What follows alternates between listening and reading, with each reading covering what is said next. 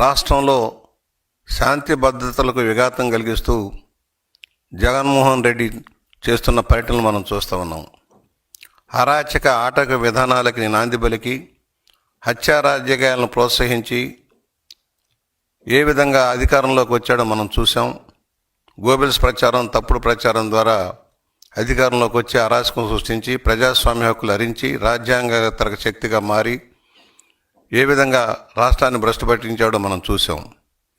సంవత్సరం అవుతుంది అధికారం కోల్పోయి. ఆయనకేదో ప్రజలు తీవ్ర ద్రోహం చేశారని తాను ఎక్కడో దైవాంశ సంపూర్ణలాగా నేను ఫీల్ అవుతున్నానన్న భావనలో ఆయన ఉన్నారు. ఎక్కడో బ్యాలెన్స్ తప్పినట్టుగా ఉన్నాడు ఈయన బహుశా ఎర్రగడ్డలోనో విశాఖ మానసిక ఆసుపత్రిలోనో చికిత్స చేయాల్సిన అవసరం ఉంది.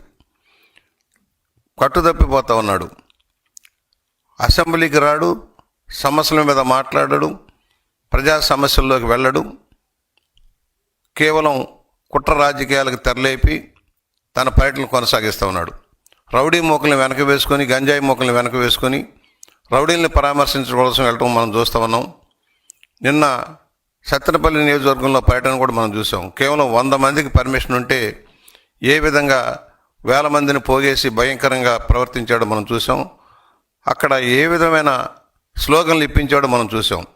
తక్షణమే అధికారం కావాలి, తక్షణమే ముఖ్యమంత్రి సీట్లో కూర్చోవాలి, అరాచకాలు సృష్టించాలి, అవినీతితో దోచుకోవాలన్న లక్ష్యంలో ఆయన కార్యక్రమాలు ఉన్నాయి. రాష్ట్రంలో శాంతి భద్రతలు విఘాతం కలిగించేలాగా కార్యక్రమం చేసి రాష్ట్ర ప్రభుత్వాన్ని అబాసు పాలు చేయాలన్న లక్ష్యంలోనే ఆయన కార్యక్రమాలు నడుస్తూ ఉన్నాయి. అభివృద్ధి సంక్షేమంతో సంవత్సర కాలంగా ముందుకు వెళ్తూ ఉంది ప్రభుత్వం. ఎక్కడా కూడా ప్రజాస్వామ్య హక్కులకి భంగం కలిగించకుండా శాంతియుతంగా ప్రదర్శన చేసేదానికి అనుమతిస్తుంది. కనుకనే జగన్మోహన్ రెడ్డి ఎక్కడికైనా వెళ్ళగలుగుతూ ఉన్నాడు. ఇవాళ ఎక్కడికి వెళ్ళినా అరాచకం, ఆటవికం విధానం, పోలీసుల మీద దాష్టీకం, ప్రజల మీద దాష్టీకం. నిన్న జరిగిన పర్యటనలో 2 మరణిస్తే కనీసం వాళ్ళని పరామర్శించడానికి కూడా వెళ్ళాల. ఎవరు? ఈ నాగమల్లేశ్వరరావు.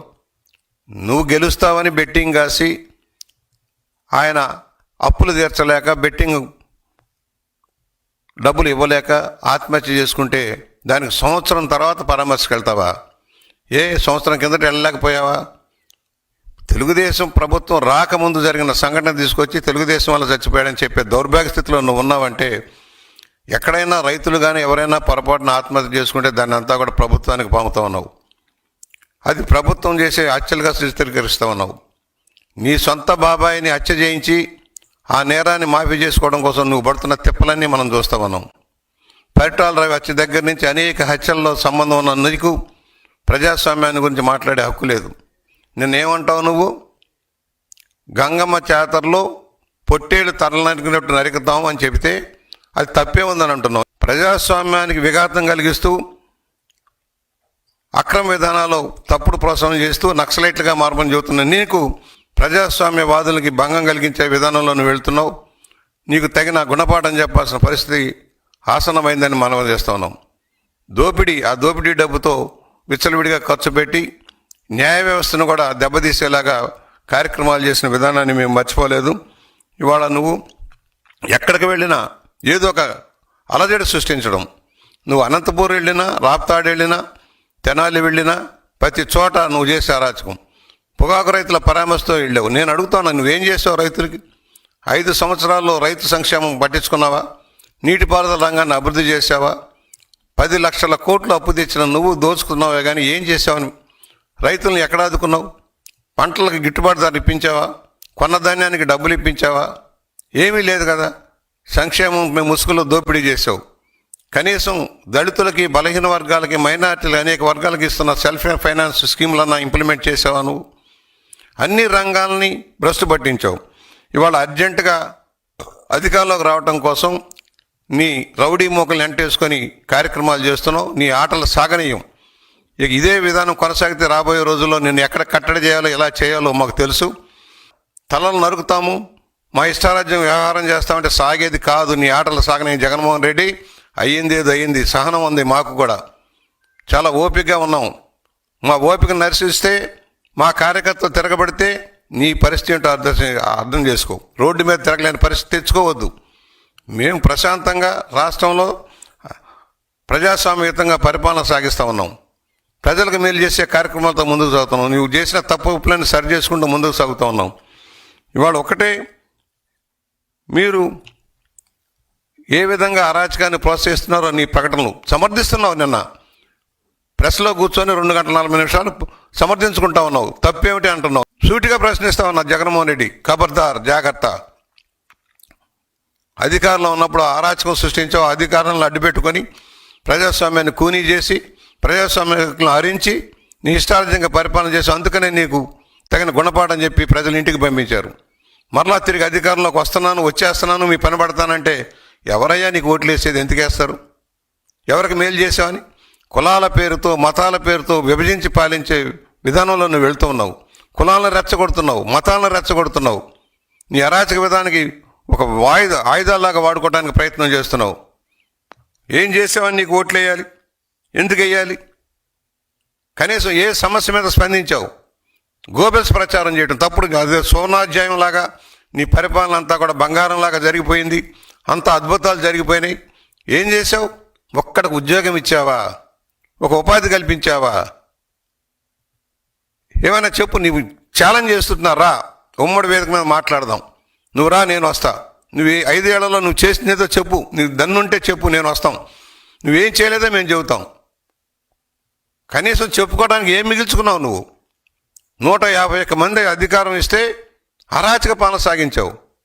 ముఠా రాజకీయాలను శాసించావు. అవినీతి అక్రమాలను పెంచి పోషించావు. లిక్కర్ స్కాములు, మైనింగ్ స్కాములు, ఆఖరికి టీటీడీ ధర్మశాలను కూడా దోపిడీ చేశావు.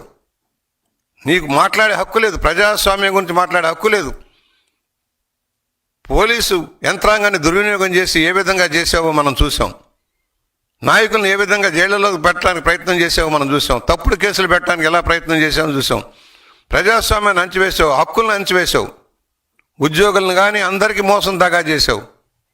నీకు అందువలన ఒకటే చెబుతున్నాం, ఈ రోజున ప్రజల్ని ప్రభుత్వం వల్ల, ప్రభుత్వం రాకతలికి జరిగిన సంఘటన తెచ్చి ప్రభుత్వానికి పావనం చూస్తావు. నీ వల్ల పోయాడు. నువ్వు వస్తావు, ఏదో ఉద్ధరిస్తావు అనుకున్నాడు. నీ వల్ల అనేక మంది పోయారు, అప్పుల పాలైపోయారు, దివాళా తీసిపోయారు. దోపిడీ ఏదనంటే నీవు నీ అనుచరులు మాత్రమే దోచుకున్నారు. నీవు నీ బంధుజనంతో అధికార యంత్రాంగాన్ని నింపి అరాచకం సృష్టించావు. కితాబులు ఇస్తున్నావు అందరూ గొప్పవాళ్ళని. నువ్వు ఒక దోపిడీదారివి, నువ్వు దొంగవి, పచ్చి దొంగవి, 420 చీటర్వి, ప్రజలను చీట్ చేసావు. నువ్వు కితాబులు ఇస్తావు, వాడు మంచివాడు, వీడు మంచివాడని. లిక్కర్ స్కామ్లో దోషులు అందరూ మంచివాళ్లే, ఎర్రచందనం దొంగలంతా మంచివాళ్లే, మైనింగ్ దోపిడీదారులంతా మంచివాళ్లే. ఈ విధమైన విధానం సరైంది కాదు. ఏదైతే కూటమి ప్రభుత్వం మీద నమ్మకం పెరుగుతూ ఉంది, కష్టాల్లో కూడా ఆదుకుంటారు, చెప్పినవన్నీ అమలు చేస్తున్నారన్న నమ్మకంతో ప్రజలు ఉన్నారు. దాన్ని వమ్ము చేయడం కోసం ఏదైనా ఒక సంఘటన, విశాఖలో పెట్టుబడిదారులు సదస్సు జరుగుతూ ఉంటే దాన్ని అడ్డుకోవడం కోసం ప్రయత్నం చేసిన సంఘటన మర్చిపోలేదు. అదే చంద్రబాబు గారు విజయనగరం పర్యటనకు వెళ్తానంటే ఎయిర్పోర్ట్లో అడ్డుకున్న పెద్ద మనిషి నువ్వు. ఇవాళ ఏదైతే యోగా డేగా ప్రపంచ యోగా దినోత్సవాన్ని జరుపుకోవడం కోసం రేపు ప్రయత్నం మొదలెడుతుంటే 2 రోజుల ముందు అలజడి సృష్టించడం, దాన్ని తప్పుదారి పట్టించేదానికి ప్రయత్నం. పెట్టుబడులు రావద్దంటావు. ఎవరైనా రాష్ట్రానికి ఆర్థిక సహకారం చేస్తామంటే ముందుకు రావద్దంటావు. వాళ్ళందరికీ తప్పుడు పిటిషన్లు పంపిస్తావు. నీ బతుకే అబద్ధాల బతుకు, నీ జీవితమే అబద్ధాల బతుకు. అరాచక అక్రమాలకి కేంద్ర బిందువు నువ్వు. నీ ఆటలు సాగనేమని కూడా మేము హెచ్చరిక చేస్తూ ఉన్నాం. ఇవాళ ఏదైతే ఉందో శాంతి భద్రతలు చేతుల్లోకి తీసుకుంటామంటే అయ్యేది కాదు. కఠినంగా వ్యవహరించాల్సిన పరిస్థితి వస్తుంది. కఠినంగా వ్యవహరిస్తే నువ్వు బయటకు తిరగలేవు. తిరిగే పరిస్థితి లేకుండా తెచ్చుకోకు. నీకు కూటమి ప్రభుత్వం ప్రజాస్వామ్యయుతంగా హక్కుల్ని కాపాడుతుంది. ఎవరైనా స్వేచ్ఛగా తమ భావాలను చెప్పుకునేదానికి అవకాశం ఇస్తుంది, తమ నిరసన చెప్పుకునే అవకాశం ఇస్తుంది. అంతేగాని అరాచక ఆటవిక విధానంలో మేము కోసేస్తాం, నరికేస్తాం, ఇంకా సిగ్గు లేకుండా ఎలా సమర్థిస్తావయ్యా? నువ్వు ఎలా నాయకుడు అయ్యావు? ఒక ముఖ్యమంత్రి పదవి చేసావు, ఒక ప్రతిపక్ష నాయకుడిగా ఉన్నావు. అసెంబ్లీకి రావు, సమస్యల మీద మాట్లాడవు. ఎవరికైనా సాయం చేసావు, నీ జేబులో తీసి రూపాయి సాయం చేసావు. నిన్న 2 పోయారు మీ పార్టీ వాళ్ళే. వాళ్ళకి ఎందుకు సాయం చేయలే? కనీసం మనిషి పడిపోతే తీసి ఆసుపత్రికి పంపితే ఇంగిత జ్ఞానం కూడా నీకు లేకుండా పోయిందే. మానవత్వం లేని పశువులాగా ప్రవర్తిస్తే ఎలాగా? అందువలన మేము స్పష్టంగా చెబుతున్నాం, జగన్మోహన్ రెడ్డి కపట నాటకాలకు తెరలేశాడు. గత తప్పులన్నీ అప్పుడే మర్చిపోయారు.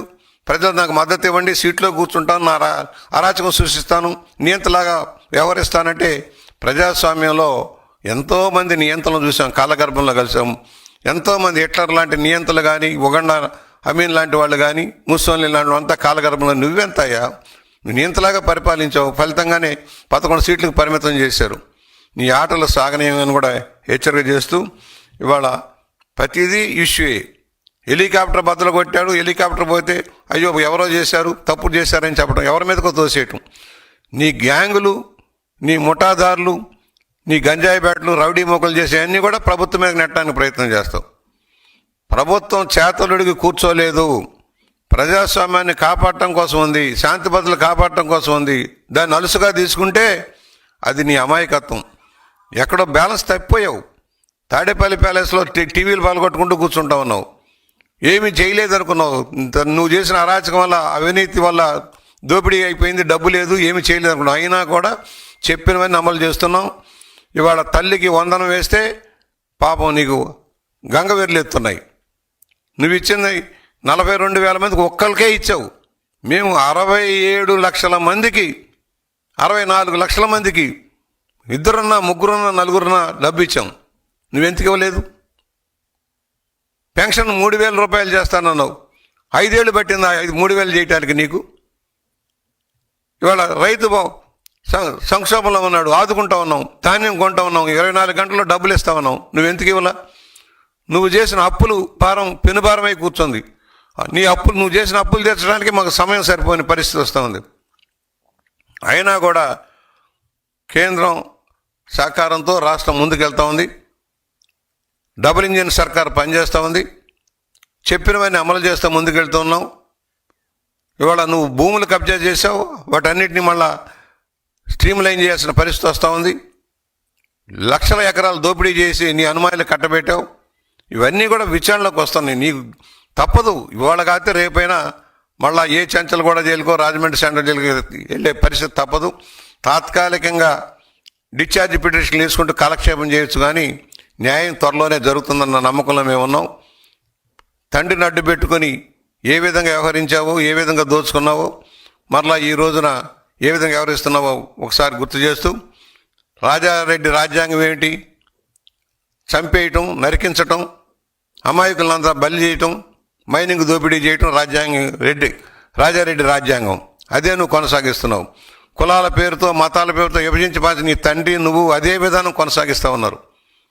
మీ మీ మీ కుటుంబమే ఇలాంటి కులాలని, మతాలని రెచ్చగొట్టి పబ్బం గడుపుకున్న విధానం ఎవరూ మర్చిపోలేదు. ఆంధ్రప్రదేశ్ భవిష్యత్తు కోసం నీలాంటి వాళ్ళని దూరంగా పెట్టాలని మేము డిమాండ్ చేస్తూ, ప్రభుత్వం తక్షణ చర్యలు తీసుకోవాలి. ఇలాంటి ప్రజలను రెచ్చగొట్టి హత్యా రాజకీయాలను ప్రోత్సహిస్తున్న జగన్మోహన్ రెడ్డిని వెంటనే ఖైదీ చేయాలని మేము డిమాండ్ చేస్తూ ఉన్నాం.